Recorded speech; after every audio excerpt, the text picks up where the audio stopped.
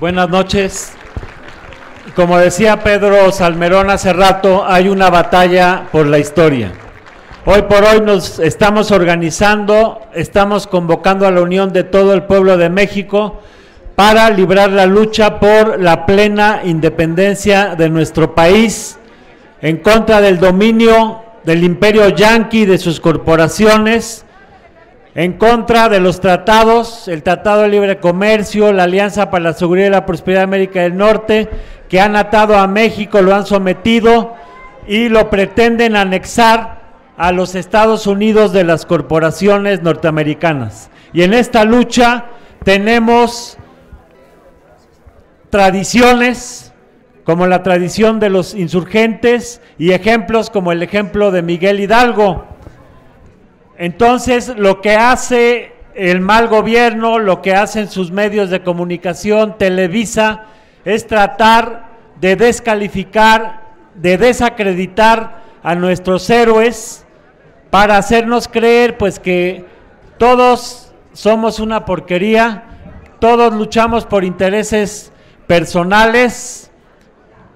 Como decía hace rato Pedro Salmerón, el León cree que todos son de su condición, y en particular ha habido un gran ataque en contra de Miguel Hidalgo, a través de películas, de telenovelas, de libros, en donde en pocas palabras lo quieren poner como un pinche viejito loco, que no sabía ni lo que quería, que se aventó como el Borras, que era violento, que se dedicaron al robo y al saqueo, que eran asesinos, y que al final, ya cuando fue hecho prisionero, se arrepintió y se retractó de sus ideas. Esto nos lo repiten varios escritores, casi todos los últimos libros de historia, entre comillas, traen este tipo de versiones. Además era un playboy, ¿no?, que se la pasaba persiguiendo a las chavas, borracho, mujeriego y jugador. Y bueno, es desde hace años esta imagen que quieren dar con el pretexto de que hay que destruir a los héroes de bronce y hay que encontrar al héroe de carne y hueso, y como son humanos, pues era un hijo de la chingada, ¿no? Porque todos los humanos, según ellos, somos unos hijos de la chingada. Y bueno, la verdad es que sí han logrado, ante mucha gente, enlodar la figura grande, inmensa de Miguel Hidalgo y Costilla, que en realidad era un verdadero genio. No es cierto que Hidalgo no supiera lo que quería. Hidalgo estuvo trabajando 20 años desde que estuvo en Valladolid como rector de la Nicolaita, estuvo trabajando y promoviendo las nuevas ideas. Ustedes saben bien que antes de un gran movimiento revolucionario hay un movimiento de las ideas, de esclarecimiento. En Europa se llamó el iluminismo o la ilustración antes de la Revolución Francesa. Bueno, aquí en México el que realizó esa tarea de la ilustración fue Miguel Hidalgo en la Nicolaita, y después cuando lo mandaron exiliado porque sus ideas subversivas disgustaban muchísimo a las autoridades eclesiásticas y civiles, y entonces lo destierran a Colima, luego lo mandan a San Felipe Torres Mochas, finalmente a Dolores, y en todos estos lugares él, a través de tertulias, de obras de teatro, disfrazando, porque su actividad tenía que ser clandestina, ante un gobierno opresor que tenía la Inquisición para quemar vivos a todos los disidentes, pues él hacía su trabajo de manera clandestina a través de tertulias, de fiestas, de obras de teatro. Él, por ejemplo, tradujo a Molière del francés al español, pero detrás de esto hubo una labor de 20 años de esclarecimiento ideológico y de difundir ideas de libertad y de independencia. Pero Hidalgo no solo fue un gran teórico, Hidalgo también se dedicó a ligarse al pueblo indígena. Hace rato dije que Hidalgo sabía hablar otomí, purépecha, náhuatl, y a realizar proyectos productivos con los diferentes comunidades. Él tenía talleres de fabricación de pieles, de curtiduría, de vinatería, de gusano de seda, porque él creía que cada pueblo tenía que ser autosustentable económicamente. La independencia no es nada más política, también tiene que ser económica. Hidalgo realizó un sinnúmero de proyectos, de talleres con la gente para que pudiera producir y tener un sustento. Él, por ejemplo, desarrolló la artesanía en la región, y bueno, ahí por ejemplo en San Felipe Torres Mochas y en toda esa región, hasta hace muy poco todavía mucha gente vivía de producción artesanal que impulsó Hidalgo hace 200 años. Entonces Hidalgo fue alguien que trabajó también 20 años con las comunidades y con proyectos productivos, sustentables. Por eso es que cuando Miguel Hidalgo dio el grito de la independencia, de inmediato se le unieron en unas cuantas horas cientos de pobladores. Cuando llegó a Celaya, cuando llegó a San Miguel ya eran 3,000, cuando llegó a Celaya 10,000, cuando llegó a Guanajuato 20,000. Y los pueblos hacían asambleas y por votación de asamblea se unían al movimiento de Miguel Hidalgo. Entonces Miguel Hidalgo preparó 20 años el movimiento de independencia, no fue un loco improvisado que un día se calentó y dio el grito nada más porque se le ocurrió. Hidalgo preparó largos años este movimiento. También se pinta a Hidalgo como un hombre que se dedicaba a la parranda, a las mujeres, etcétera. Yo pregunto a ustedes, bueno, sabemos que hay sacerdotes disolutos, sabemos, y últimamente han salido muchos casos, pero en el caso de Miguel Hidalgo era un hombre muy comprometido con su pueblo. ¿Ustedes creen que a un sacerdote de esos que hay desmadrosos se le iban a unir miles de gentes en unos cuantos días? Solamente alguien con gran autoridad moral y que se hubiera ganado el cariño de la población fue alguien capaz de convocar a miles y miles de mexicanos para luchar por la independencia. También lo ponen como un hombre violento y ponen como ejemplo el caso de la Alhóndiga de Granaditas, donde casi todos los libros de historia dicen que Miguel Hidalgo, el violento, tomó la Alhóndiga de Granaditas a sangre y fuego, haciendo una gran masacre. Pero si analizamos la historia, la verdad es que Hidalgo estaba a favor de una revolución pacífica, no quería el derramamiento de sangre. Ustedes pueden leer sus escritos, están los documentos en la que él llamaba a la unión de todos los mexicanos y a un cambio pacífico. Antes de tomar la Alhóndiga de Granaditas, le mandó 2 cartas al intendente Riaño, que era un español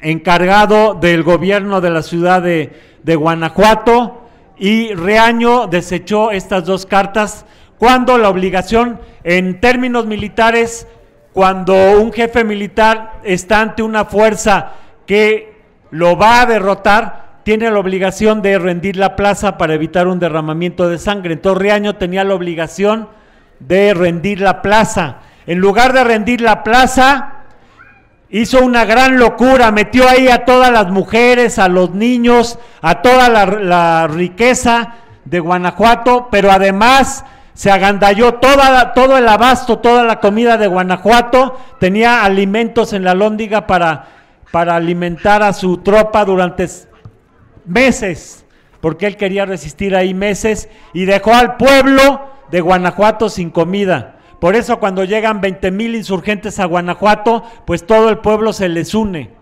Yo pregunto, ¿quién es el saqueador? ¿Quién dejó al pueblo sin alimento? ¿Quién saqueó todas las tiendas de Guanajuato? Los españoles, no Miguel Hidalgo. ¿Quién pidió la rendición pacífica? Miguel Hidalgo. ¿Quién empezó a disparar? Los españoles. Cuando llegó la segunda carta, Riaño ni siquiera la contestó, lo que hizo fue empezar a disparar y a matar insurgentes.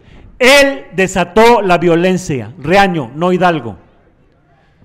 Ya que habían muerto bastantes insurgentes en un momento de la batalla, Riaño abre la puerta para dar órdenes y entonces le dan un tiro en la cabeza y cae muerto el comandante español.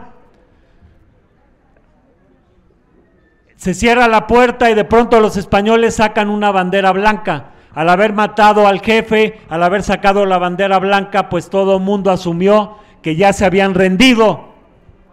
Y entonces con confianza se acercaron los insurgentes y en ese momento los españoles empezaron a disparar. Y para no hacerles el cuento largo, mataron a 3,000 insurgentes antes que un gran hombre que también lo quieren declarar inexistente, el Pípila, que en realidad sí existió, se llamaba José Juan Martínez Reyes, incendió la puerta y entonces entraron los insurgentes y sí hubo una gran batalla y una gran matazón, pero yo pregunto, ¿quién inició el saqueo y quién inició la violencia? No fue Miguel Hidalgo. Y en esa situación Hidalgo, Allende evitaron al máximo muerte de mujeres y de niños. Pero ¿quién fue el imbécil que metió en la Alhóndiga, donde iba a haber una batalla, a las mujeres y a los niños? Riaño. Pero todo esto lo tergiversan. En la telenovela de Televisa que sacaron con motivo del bicentenario, sacan que los insurgentes, sin decir agua va, se meten a la Alhóndiga y de inmediato se dirigen a matar a las mujeres y a los niños. Entonces toda la historia la retuercen. Luego, bueno, también se dice que Hidalgo, bueno, después toma Valladolid pacíficamente, toma Toluca y luego se da la batalla del Cerro de las Campanas, de las de las Cruces, donde hay una batalla muy cruenta. Vence Hidalgo y la mayoría de los libros nos dicen que ¿por qué Hidalgo no tomó la Ciudad de México? Que la Ciudad de México estaba a sus pies y que Hidalgo se retiró de una manera patética, ¿no? Quizás dicen para evitar los saqueos, etcétera. Y entonces se calumnia mucho Hidalgo en el sentido de que teniendo a sus pies la Ciudad de México no la quiso tomar. La realidad fue otra. La realidad es que en la batalla del Cerro de las Cruces, Hidalgo pierde a más de la mitad de la tropa porque era una tropa muy desorganizada. La mitad se van, se regresan a sus pueblos, se queda sin municiones. La Ciudad de México estaba resguardada por lo menos por 2,000 soldados bien armados. Entonces no es cierto que la ciudad estaba a los pies de Hidalgo.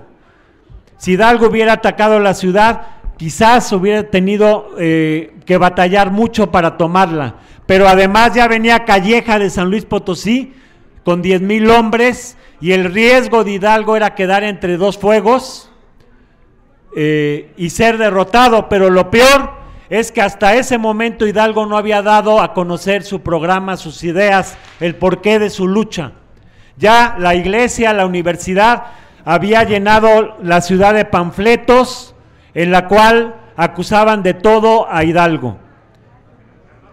Hidalgo necesitaba tiempo para dar a conocer el porqué de su movimiento, cosa que hizo después en Guadalajara, que abolió los tributos, abolió la esclavitud, en fin, todas las ideas de independencia y su programa de gobierno lo dio a conocer después de que se retiró de la Ciudad de México. Si Hidalgo se lanza contra la Ciudad de México y son derrotados, todo hubiera quedado como una rebelión, una explosión sin sentido. Hidalgo necesitaba dar a conocer al pueblo las ideas y el objetivo de la lucha. Por otra parte, Hidalgo quería un levantamiento nacional y había mandado gente a todo el país a levantar a los pueblos. Se levantó el pueblo de Dolores, se levantó el pueblo de Celaya, de San Miguel, de Valladolid, pero al llegar a la Ciudad de México el pueblo no se levantó. Aquí no hubo un levantamiento. Hidalgo quería organizar un levantamiento nacional y aquí en la Ciudad de México no estaban dadas las condiciones. Hidalgo de manera fría sopesó las cosas y decidió retirarse, tuvo una derrota en Aculco, luego llega a Guadalajara, donde da a conocer el programa de los insurgentes. Entonces Hidalgo no actuó a lo loco, era una gente madura, era una gente pensante. Allende sí quería tomar la Ciudad de México, porque hubo una gran diferencia entre Allende y Hidalgo. Hidalgo quería un levantamiento popular, una revolución profunda que cambiara las estructuras económicas y sociales del país. Allende, él sí era un criollo que lo que quería pues era tomar el palacio, tomar el poder. Váyanse ustedes, váyanse los españoles, pero seguir con la misma estructura económica y social. Esa fue la contradicción que hubo entre Hidalgo y Allende sí quería tomar la Ciudad de México, porque para él lo que quería era un golpe de palacio y punto. En fin, la verdad es que Hidalgo siempre actuó de una manera bastante razonada. Aquí no me puedo extender más, pero sí quiero llamar la atención sobre la necesidad de que estudiemos a fondo las cosas y no nos dejemos llevar por la propaganda del gobierno, de las televisoras y de todos esos literatos pagados por el gobierno que se dedican a hacer la historia de carne y hueso y a desprestigiar a nuestros héroes, haciendo de sus vidas un catálogo de aventuras sexuales y olvidando el programa social, las ideas políticas, las ideas de justicia, de libertad que tenían nuestros héroes. Hidalgo fue un hombre grandioso que no ha sido plenamente valorado. ¿Por qué? Porque Hidalgo se puso del lado de los indígenas y atentó en contra de la propiedad.